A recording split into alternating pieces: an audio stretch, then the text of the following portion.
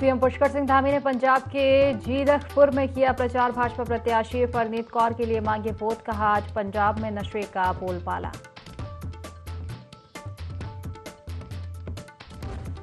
निकाय चुनाव से पहले गरमाया अतिक्रमण का मुद्दा। मलिन बस्तियों को लेकर आमने सामने आया पक्ष और विपक्ष। पीड़ित परिवारों के पुनर्वास की उठी मांग।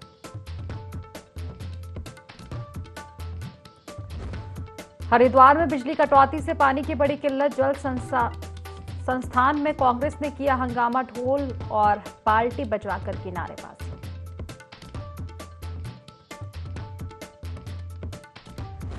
चारधाम यात्रा के लिए उच्च स्तरीय समिति का हुआ गठन। अपर मुख्य सचिव वर्धन अध्यक्ष होंगे। सचिव पर्यटन को बनाया गया सदस्य संयोजक।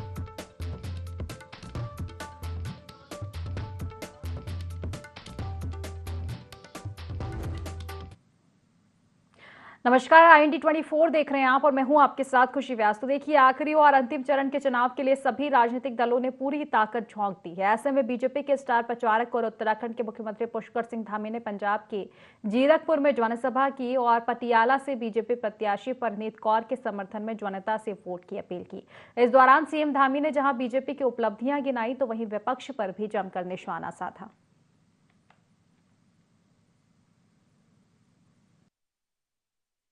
पटियाला लोकसभा के चहुमुखी विकास हेतु हम सबको मिलकर यह सुनिश्चित करना है कि आगामी 1 जून को होने वाले इस चुनाव में एक एक वोट कमल के फूल वाले बटन को देना है।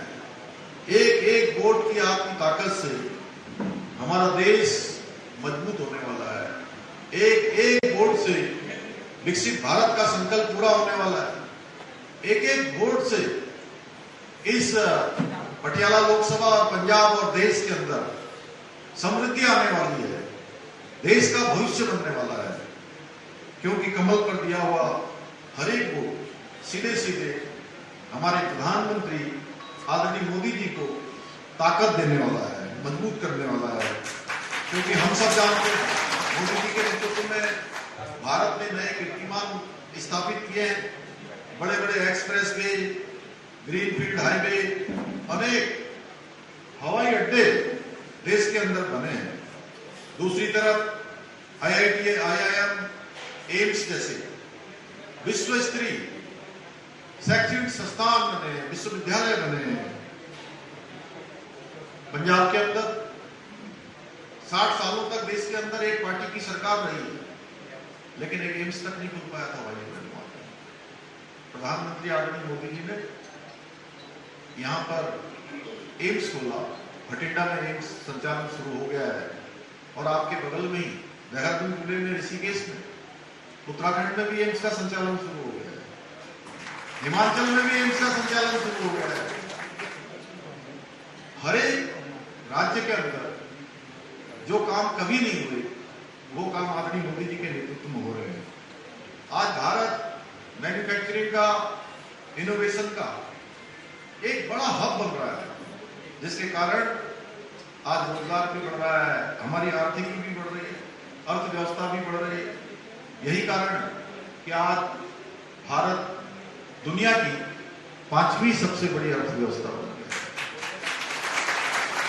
पहले के समय में भारत रक्षा के उपकरण दूसरे देशों से खरीदता था, लेकिन मोदी जी के बनने के बाद आज हजारों करोड़ के रक्षा के उपकरण दूसरे देशों को निर्यात करता है। 85 से भी ज्यादा देशों को। G20 जैसे सफल आयोजन देश के अंदर होते हैं, हम सब ने देखा होगा। चारधाम यात्रा शुरू हुए 16 दिन ही बीते हैं, लेकिन अब तक 56 तीर्थयात्रियों ने दम तोड़ दिया है। इन श्रद्धालुओं में 50 से अधिक आयु के 40 यात्री शामिल है। ऐसे में कांग्रेस पार्टी ने तीर्थयात्रियों की मौतों पर सरकार को घेरा है।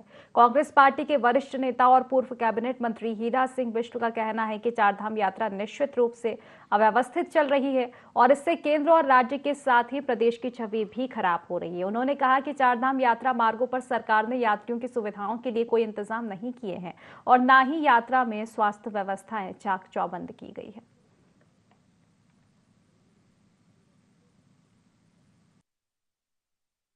सैकड़ों लोग बिना दर्शनों के वापस जा रहे हैं। पानी के बिना, इलाज के बिना, परिवहन सुविधा के कोई व्यवस्था वहाँ नहीं है। सरकार के खिलाफ नारे लग रहे, पर्यटन मंत्री के खिलाफ नारे लग रहे, लेकिन सरकार को कोई चिंता नहीं। बड़ा बादल फटे केदार घाटी के पास तो वो आबादी से अलग हटके फटे, वरना बहुत बड़ी कैजुअलिटी होती। सरकार क्यों नहीं चेत रही, कहाँ व्यवस्था चलेगी? सरकार को ध्यान केंद्रित, लाखों लोगों के आने की संभावना, 16 लाख कितने लोग रजिस्टर हो चुके हैं, लेकिन आज तक व्यवस्था न होना, इतने लोग मरने, बादल फटने और मृतकों की संख्या इतिहास में आज तक सबसे ज़्यादा पहुंची है। ये तो बहुत गंभीर चिंता है। सरकार को चंद की चिंता नहीं है। इससे इमेज की खराब हो रही। आने वाले जो ये श्रद्धालु है, ये तीर्थयात्री, ये पर्यटक नहीं है, उनकी भावनाओं बड़ा ठेस पहुंच रही। हरिद्वार में कांग्रेसी कार्यकर्ताओं ने जल संस्थान कार्यालय पहुंचकर विरोध प्रदर्शन किया। दरअसल हरिद्वार में घंटों की जा रही बिजली कटौती के चलते पेयजल की किल्लत बनी हुई है। कांग्रेसियों ने ढोल और बाल्टी बजाकर अधिशासी अभियंता ऑफिस पर नारेबाजी करते हुए ज्ञापन सौंपा। विरोध प्रदर्शन कर रहे कांग्रेसियों का कहना है कि हरिद्वार के होटल धर्मशालाओं में पर्याप्त पेयजल की सप्लाई नहीं हो पा रही है, जिससे बड़ी तादाद में यहां पहुंच रहे यात्रियों और होटल कारोबारियों को परेशानी उठानी पड़ रही है। तो वहीं जल संस्थान के अधिकारी लंबे पावर कट को वाटर सप्लाई में कमी का कारण बता रहे हैं।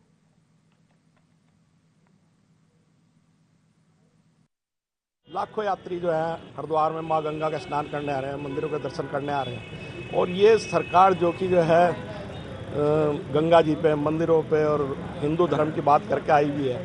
आज हिंदुओं का यहाँ पे तांता जुटा हुआ है हरिद्वार के अंदर, और ना तो बिजली पर्याप्त रूप से मिल पा रही है, ना पीने का पानी ही मिल पा रहा है। और दोनों विभाग हमारे जो हैं बहुत माननीय मुख्यमंत्री जी के देख रेख में है, और जनता इतनी तराई कर रही है, यात्री इतना तराई कर रहा है।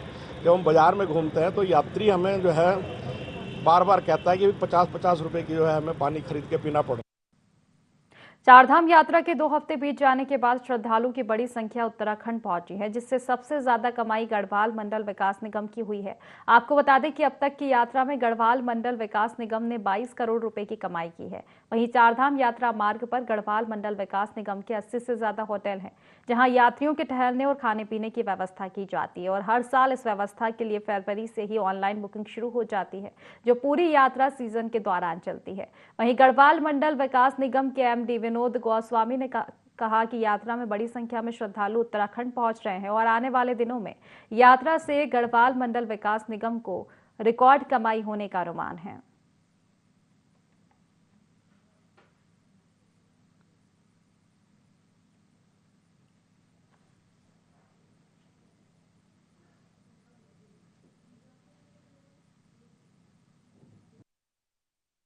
अट्ठाईस जगहों पर EV charging station, electric vehicle charging station लगाए हैं, जो कि ऑपरेशनल अधिकतर हो चुके हैं, और इनको हम लोगों ने अभी ट्रायल रन हम लोगों का चल रहा है मुख्य सभी गेस्ट हाउसेज में, जहां पर जो कि मेन मुख्य मार्गों के किनारे हैं, जहां पार्किंग सुविधाएं उपलब्ध हैं, वहां पर हम इनको लगा चुके हैं। तो ये चल रहे हैं, और इससे पर्यटकों को कम से कम ये सुविधा होगी कि अगर कोई इलेक्ट्रिक व्हीकल लेकर के आता है तो उसको पर्वतीय मार्गों में भी अलग अलग जगहों पर मुख्य स्थानों पर उनके इलेक्ट्रिक व्हीकल के चार्जिंग के लिए सुविधाएं मिल पाएंगी, और ये बहुत ही जो मार्केट रेट है उससे थोड़ा कम प्राइस में ही उपलब्ध है। हरिद्वार में कुछ ट्रैवल एजेंट चारधाम यात्रा का फर्जी रजिस्ट्रेशन करने का झांसा देकर श्रद्धालुओं की आस्था के साथ खिलवाड़ कर रहे हैं। इसी कड़ी में हरिद्वार पुलिस ने शहर से लेकर देहात तक कई जगहों पर छापेमारी कर फर्जीवाड़ा कर रहे कई लोगों को गिरफ्तार किया है। चेकिंग के दौरान चारधाम यात्रियों से फर्जी रजिस्ट्रेशन पाए जाने पर पुलिस ने हरिद्वार नगर कोतवाली, कनखल थाना, ज्वालापुर कोतवाली, मंगलौर कोतवाली क्षेत्र में कई जगहों पर छापेमारी की और चारधाम यात्रा के लिए फर्जी रजिस्ट्रेशन कर रहे महिला सहित 3 लोगों को गिरफ्तार किया। पुलिस की कार्रवाई से ट्रैवल एजेंसी संचालकों में भी हड़कंप मचा हुआ है।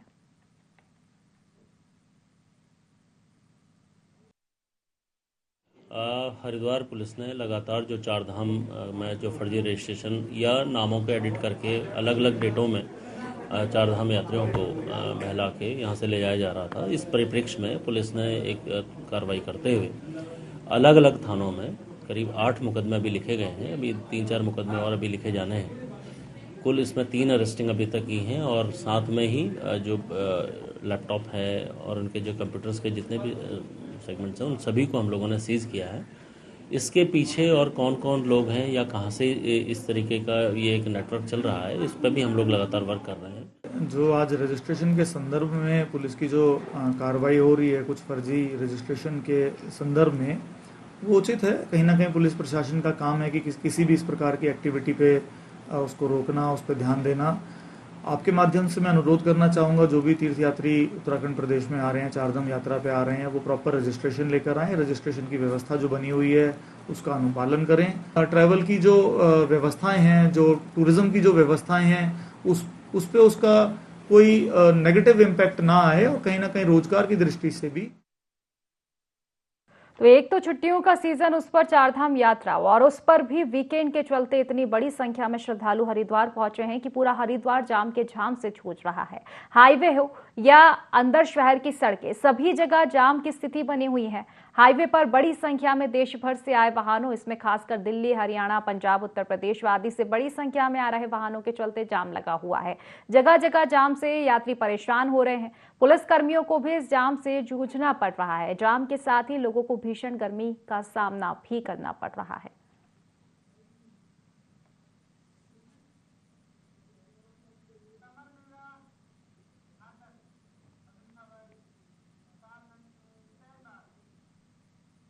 सितारगंज के आदर्श राजकीय इंटर कॉलेज मैदान में समर मेले का आयोजन किया गया, जिसका शुभारंभ भाजपा जिला अध्यक्ष कमल जिंदल और सांसद प्रतिनिधि उमाशंकर दुबे ने किया।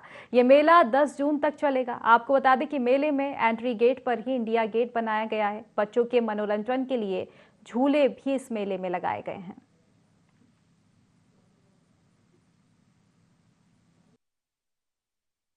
मेला है, जैसा बता रहा है आयोजक लोग, संभवतः 10 तारीख तक रहेगा, और सबका प्रयास ये रहेगा कि मेला 20 तारीख तक रहेगा। गर्मियों की छुट्टी पड़ गई है, तो छुट्टियों में बच्चों के मनोरंजन का साधन एक जो इसके आयोजक उन्होंने करा है, उनके लिए बहुत बधाई। और सितारगंज क्षेत्र के लिए जो इन्होंने इंडिया गेट आया है, मुझे तो लगता है कि संभवतः इस तराई के अंदर पहली बार ऐसा आया होगा एंट्री फ्री। और इन्होंने ये भी जनता की मांग पे एंट्री फ्री करी है। बच्चों को और सितारगंज के जो बड़े लोग हैं, इन सबको हथकरघा से बनी चीज़ें मिलेगी। लोगों को मेले में आके लाभ उठाना चाहिए। उत्तराखंड में निकाय चुनाव की तैयारियों के बीच राज्य में अतिक्रमण के मुद्दे पर सियासत गर्मा गई है। दरअसल एनजीटी के आदेश के बाद देहरादून नगर निगम और एमडीडीए ने रिसपना किनारे बसी बस्तियों में सरकारी भूमि पर चिन्हित करीब 500 मकानों को नोटिस देने की प्रक्रिया पूरी कर ली है। इस सूची में जिन लोगों के नाम शामिल हैं, उनको 1 हफ्ते के भीतर खुद मकान ढहाना होगा। इसके बाद दोनों महकमे ध्वस्तीकरण की कार्रवाई करेंगे। इसके लिए निगम ने जिला प्रशासन और पुलिस को पत्र लिखकर फोर्स मांगा है। आपको बता दें कि एमडीडीए और नगर निगम की टीम ने बीते दिनों सर्वे कर रिसपना किनारे 525 मकान चिन्हित किए थे। यहां अधिकतर मकान 11 मार्च 2016 के बाद बनाए गए हैं, जिनको अवैध निर्माण की श्रेणी में रखा गया है।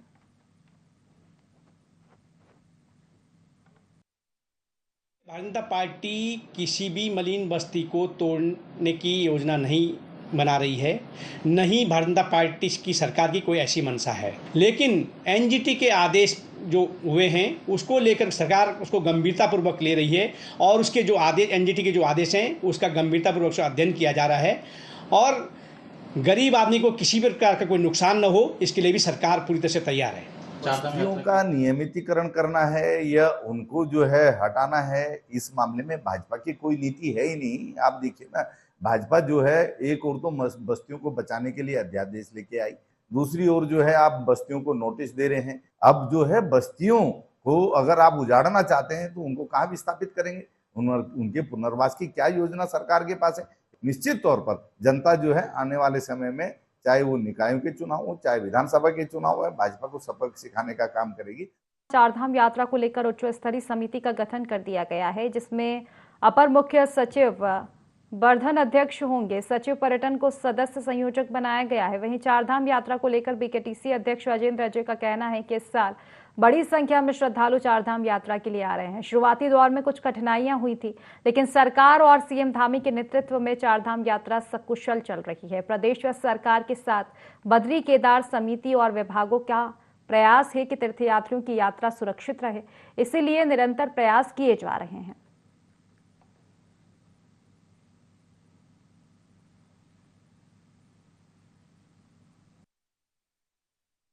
बड़ी भारी संख्या में श्रद्धालु तीर्थयात्री धामों में आए हैं और अप्रत्याशित भीड़ श्रद्धालुओं की उमड़ी है।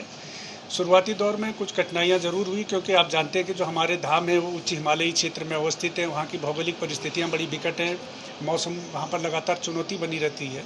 तो इसके बाद शुरुआती दौर में कुछ कठिनाइयां रही, लेकिन उसके पश्चात से प्रदेश सरकार के स्तर से माननीय मुख्यमंत्री जी के कुशल मार्गदर्शन में जो चार धाम यात्रा हमारी बहुत सुव्यवस्थित चल रही है, और प्रदेश सरकार का, बद्रीनाथ केदारनाथ मंदिर समिति का, सभी का प्रयास है, यात्रा व्यवस्था से जुड़ी हुई जितनी भी एजेंसियां, विभाग हैं, सभी प्रयास कर रही हैं कि जो भी श्रद्धालु तीर्थयात्री हमारे धामों में आ रही है उनकी यात्रा सुरक्षित रहे, सुगम हो, इसके लिए निरंतर प्रयास किए जा रहे हैं। मुख्यमंत्री पुष्कर सिंह धामी पंजाब में चुनावी प्रचार की बागडोर संभाल रहे हैं। इसी क्रम में सीएम धामी लुधियाना पहुंचे, जहां उन्होंने प्रबुद्धजन और व्यापारियों के साथ संवाद कार्यक्रम में प्रतिभाग किया। इस दौरान सीएम धामी ने प्रबुद्धजन और व्यापारियों को केंद्र सरकार की उपलब्धियां बताई।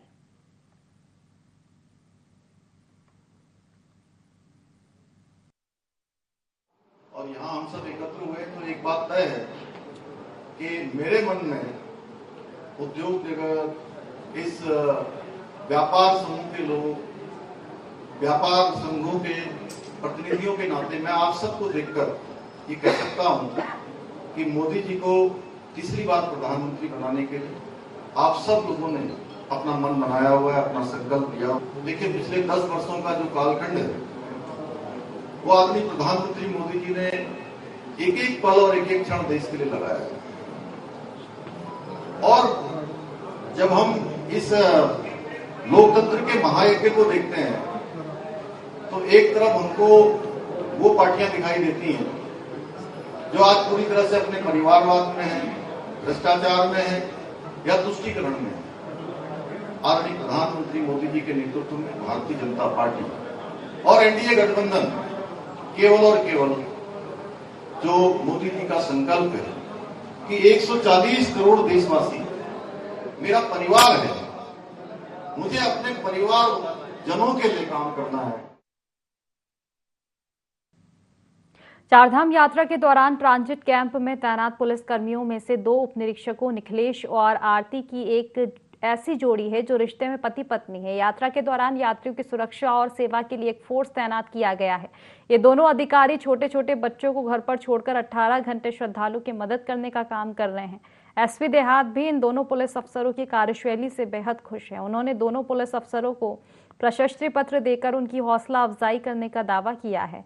एसपी देहात लोकजीत सिंह ने बताया कि निखिलेश और आरती की 2 और 4 साल की 2 बेटियां हैं जो ढालपाला में अपनी नानी के पास रह रही है। वहीं निखिलेश और आरती दोनों यात्रा पंजीकरण कार्यालय परिसर में 24 घंटे मौजूद हैं।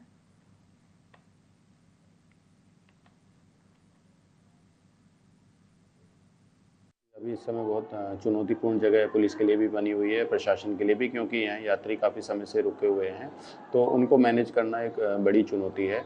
तो उसी क्रम में हमने यहाँ पर फोर्स डिप्लॉय किया था। तो उसमें अभी पता लगा कि जो 2 सब इंस्पेक्टर्स हैं वो हस्बैंड वाइफ हैं और बहुत मेहनत से यहाँ पर काम कर रहे हैं। सभी यात्रियों की सेवा भाव से वो लोग हेल्प कर रहे हैं, और क्योंकि अभी उनको भेजा जाना अगर संभव नहीं हो पाता तो उनके अलग कई तरह के इश्यूज होते हैं, तो उसको वो लोग हैंडल कर रहे हैं। अगर कोई ऐसा व्यक्ति है जिसको मदद की ज़रूरत है तो आगे बढ़ के वो मदद करते हैं। खोया पाया उसमें भी मदद कर रहे हैं, जिनके छोटे बच्चे हैं उनकी भी हेल्प कर रहे हैं और व्यवस्था बनाने में पूरा सहयोग यहाँ पर दे रहे हैं। लोहाघाट क्षेत्र की पीएलबी रेणु गरकोटी ने लोहाघाट एसडीएम कार्यालय परिसर में रायकोट क्षेत्र से आई अनुसूचित जाति की महिलाओं को जानकारी दी। जिला विधिक सेवा प्राधिकरण की ओर से निशुल्क कानूनी सहायता और अन्य सुविधाओं की जानकारी दी गई। साथ ही निशुल्क कानूनी ज्ञानमाला पुस्तकों का वितरण भी किया गया। पीएलबी रेणु गरकोटी ने बताया कि जिला विधिक सेवा प्राधिकरण ने जरूरतमंद लोगों को निशुल्क कानूनी सहायता और अधिवक्ता उपलब्ध कराया जाता है। लोहाघाट अनुसूचित जाति की महिलाएं एसडीएम कार्यालय पहुंची थी। आज अनुसूचित जाति के लोग यहाँ पर आए हुए थे रायकोट महर से, तो इनका एक ग्रोथ सेंटर का इनका विशेष कार्य था। तो उसके साथ इनके साथ कोई ऐसी चीज़ हो रही है कि जो नहीं होनी चाहिए, तो इसी उपलक्ष्य में मैंने इनको जिला विधिक सेवा प्राधिकरण से निःशुल्क सहायता हेतु जानकारी दी। और जिला विधिक सेवा प्राधिकरण से जो जन जन तक जो निःशुल्क सहायता का प्रावधान रखा है, जैसे कोई भी कागज या जमीन मुद्दा हो तो सुप्रीम कोर्ट ये कहते हैं कि न्याय सबके लिए बराबर है, लेकिन दूरस्थ क्षेत्रों या गरीब जनता को ये अभी तक जानकारी उपलब्ध नहीं हो पाई है कि हमें निःशुल्क अधिवक्ता भी प्राप्त हो सके। इसलिए हम लोग जन जन तक ये जागरूकता अभियान चला रहे हैं। चारधाम यात्रा 10 मई से शुरू हो चुकी है, तो वहीं आने वाले समय में मानसून के बीच चारधाम यात्रा मार्गों में होने वाली दिक्कतों को दूर करने के लिए लोक निर्माण विभाग ने अपनी तैयारियां भी शुरू कर दी है। इसको लेकर लोक निर्माण विभाग के सचिव डॉक्टर पंकज कुमार पांडे ने कहा कि जिन जगहों पर बारिश की वजह से होने वाली लैंडस्लाइड या रोड ब्लॉक की स्थिति हो सकती है, उन स्थानों पर जेसीबी मशीनों को लगाया गया है। साथ ही उन्होंने कहा कि हाईवे से हटकर वैकल्पिक मार्गों को भी विभाग ने चुस्त दुरुस्त किया है, ताकि जरूरत पड़ने पर यातायात को उन जगहों से संचालित किया जा सके। इस बार यात्रा काफ़ी अच्छी चल रही है, काफ़ी ज़्यादा दर्शनार्थी इसमें आ रहे हैं, तीर्थयात्री इस बार आ रहे हैं, उनको हम लोग व्यवस्थित कर रहे हैं। सड़कों पे काम काफ़ी ज़्यादा किया जा चुका है, सीजन से पहले हम लोगों ने काम करा लिया था, और बारिश के दृष्टिगत भी हम लोग ने एडवांस में प्लानिंग करी है कि जो हमारे खतरे वाली जगह हैं, जहाँ पे लैंडस्लाइड होता है या जहाँ पे हमको संभावना लगती है कि जहाँ पे रोड ब्लॉक हो सकता है, वहाँ पे मशीनें प्लान की गई हैं। कुछ जगहों पे अभी भी मशीन लगाई गई हैं। जो अल्टरनेटिव रूट्स हैं, जो मेन हाईवेज़ हैं, उनके जो अल्टरनेटिव रूट्स हैं, जैसे चिरो बगड़ हो गया या और जो क्रॉनिक हमारे लैंडस्लाइड एरियाज़ हैं, उनके जो बाईपासेज हैं, जो छोटे रोड हैं, उनको भी हम लोग ने चुस्त दुरुस्त किया हुआ है, वहाँ पे भी काम किया। तो मई के महीने से चारधाम यात्रा की शुरुआत हो गई है। चारधाम यात्रा में ऑनलाइन रजिस्ट्रेशन और ऑफलाइन रजिस्ट्रेशन की सुविधा दी गई है, लेकिन अब भीड़ को देखते हुए फर्जी रजिस्ट्रेशन के मामले भी सामने आ रहे हैं। इसको लेकर आईजी गढ़वाल करण सिंह नगनेयाल ने बताया कि भीड़ को बढ़ते देख कुछ तत्व इसी में एडिट करके ऐप में जाकर फर्जी तरीके से रजिस्ट्रेशन कर रहे हैं। अभी तक फर्जी रजिस्ट्रेशन का आंकड़ा 45 पाया गया है, जिसमें हरिद्वार, उत्तरकाशी, रुद्रप्रयाग में मामले दर्ज हैं। इसकी जांच चल रही है और दोषियों के खिलाफ कार्रवाई की जाएगी। जब से ये भीड़ बढ़ने के कारण को देखा गया तो फर्जी रजिस्ट्रेशन भी एक बात सामने आई है। तब से ये देखा गया है कि कुछ लोग किसी में हेर फेर करके, एडिटिंग करके या ऐप में जाके फर्जी नाम से इस तरह से नए अपना रजिस्ट्रेशन करा दे रहे हैं। तो इस तरह के अभी चेकिंग में करीब 45 कुल मुकदमे कायम हुए, जिसमें देहरादून, हरिद्वार, उत्तरकाशी और रुद्रप्रयाग प्रमुख रूप से है, जहां पर इस तरह के मुकदमे कायम किए गए। यात्रा का सीजन इन दिनों चरम पर है और सैकड़ों की संख्या में यात्री और पर्यटक मसूरू की ओर रुख कर रहे हैं। यातायात को नियंत्रित रखने के लिए सीओ ट्रैफिक अनुज आर्य यहां पर डेरा डाले हुए हैं और यातायात को सुगम बनाने के लिए प्रयास किए जा रहे हैं। तो वहीं बीते सालों की तरह जाम की स्थिति कम ही देखने को मिल रही है और ट्रैफिक सुचारू रूप से चल रहा है। तो वहीं ड्रोन से यातायात पर नजर रखी जा रही है, साथ ही नो पार्किंग जोन में खड़े वाहनों का चालान भी काटा जा रहा है।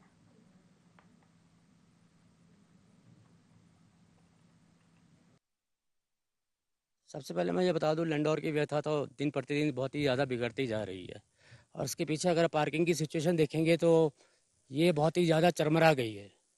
हर दुकान के आगे एक गाड़ी खड़ी रहती है, हर दुकान के आगे गाड़ी खड़ी रहती है। आदमी सोचता है कि हमें पर्यटन चाहिए, पर्यटक चाहिए, पर्यटक चाहिए। कहाँ से आएगा पर्यटक? पर्यटक तो जाम में फंस जाता है। अगर आप दुकान के आगे गाड़ी खड़ी करेंगे तो पर्यटक की गाड़ी निकलती नहीं है, बच्चे बीच में फंस जाते हैं, स्कूल के बच्चे, कई बच्चे के पैर में गाड़ी चढ़ जाती है। तो मेरे कहने से पार्किंग जगह है, अगर व्यवस्थित किया जाए तो तरीके से हो सकती है। पहले भी व्यवस्थित हुई है ये। और अगर यहाँ पर मैंने एसआई साहब से बात भी गई थी, राणा जी से, तो उन्होंने कहा था इसके पीछे, इस विषय में हम बात कर रहे हैं और एक मीटिंग भी आयोजन कर रहे हैं हम इसके पीछे, जिससे कि ये पार्किंग की व्यवस्था बिल्कुल अच्छी तरह से हो, जिससे सारे दुकानदारों को फायदा मिलेगा। गाझड़ा पट्टी के कमत गांव में चल रहे बाढ़ सुरक्षा दीवार के निर्माण कार्य पर स्थानीय लोगों ने सवाल खड़े किए हैं। लोगों का कहना है कि 1993 में यहां भीषण बाढ़ आई थी, जिसके कारण यहां के कई मकान बह गए थे। ऐसे में यहां के लोगों ने पुनरावास की मांग की थी, जो अभी तक फाइलों में ही चल रहा है। वहीं गांव की सुरक्षा के लिए सरकार 4 करोड़ रुपए की लागत से नदी के किनारे दीवार बनवा रही है, जबकि जहां इस दीवार को होना चाहिए वहां से हटाकर नई जगह को काम हो रहा है। साथ ही घटिया निर्माण सामग्री का इस्तेमाल भी किया जा रहा है।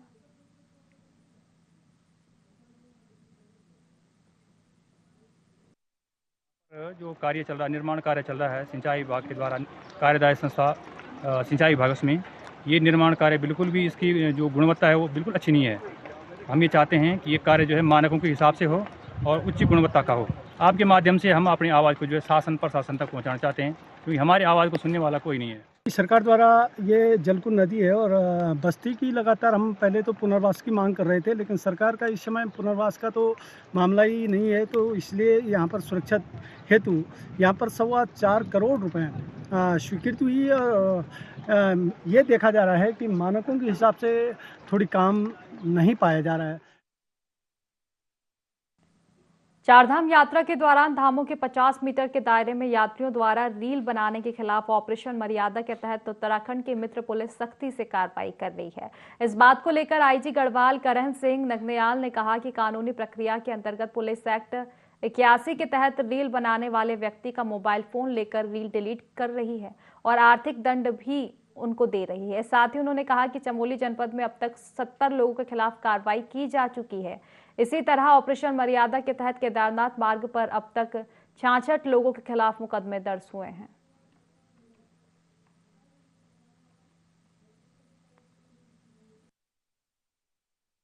ये जो 50 मीटर रील बनाने वाला है उसमें 81 पुलिस एक्ट में चालान किया गया है। बेसिकली उसे मोबाइल ले ली जाती है, फिर उसको डिलीशन की कार्रवाई की जाती है और उनको जो दंड है आर्थिक दंड वो जमा करके फिर बाद में उनको जो उनकी मोबाइल है उसको हैंड ओवर किया जाता है। ऑपरेशन मर्यादा के तहत जो हुक्का इत्यादि जहाँ तहाँ बैठ के पीने लग रहे हैं तो मंदिर की मर्यादा बनाए रखने के लिए, गरिमा बनाए रखने के लिए इसमें भी कार्रवाई की जा रही है। तो केदारनाथ जी वाले रूट पर करीब 66 मुकदमे कायम हुए हैं।